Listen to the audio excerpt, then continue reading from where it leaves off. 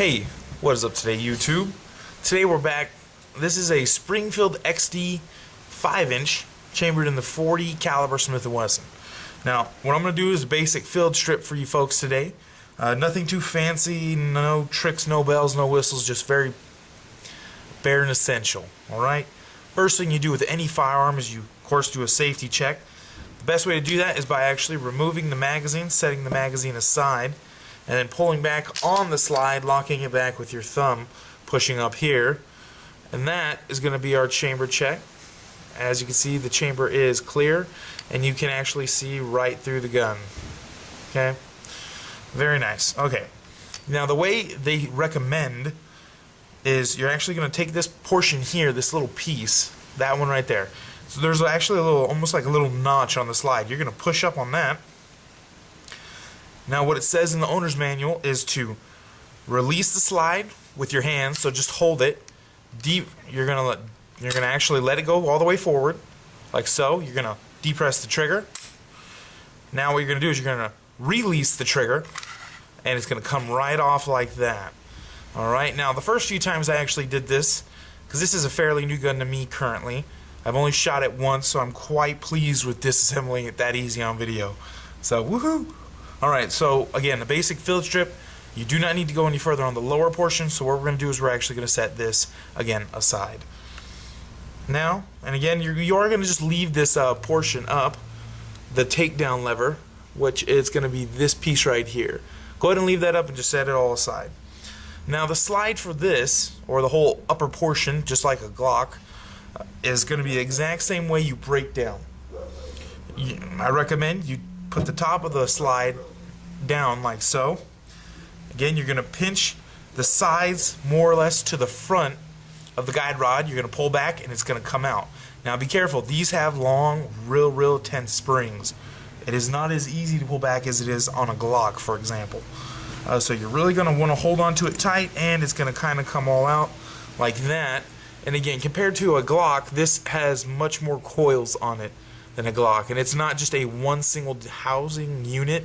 It has an open end. What I mean by that is there's one end that tells you where it goes, and then there's all this loose spring that when you compress it, it could bind on you. So that's just one little fault I don't like compared to the Glocks. But overall, this gun is an exceptional gun. Alright, now again, just like with the Glocks, you're gonna grab the portion of the barrel that the actual guide rod and spring push up against. You're going to pull forward and then pull backwards and up, removing the barrel. Now, the reason this gun is very clean is because I actually just cleaned it after shooting it not too long ago. So that is more or less the basic disassembly or field strip. Now it's time to reassemble. Reassemblies can always be a little bit difficult just because some things don't always go back the way you put them in. So again, what I recommend is you take the slide and put it the top side down again. Take the barrel, pinching this portion here, like so. You're gonna push in, pull back, just like that. When you got it sitting in there pretty, this is the part that can be somewhat difficult for some. You have to actually kind of rock the spring in at first. As soon as you have done that, getting it already lined up like that in the hole, what you're going to do is you're going to pinch on the actual spring and guide rod, and you're going to pull back quite a ways. Again, it does take quite a bit of force. So if you are somewhat new to the gun whole reassembly, disassembly theory, that might take you a while or two. And there you have it. That is the whole upper portion reassembled.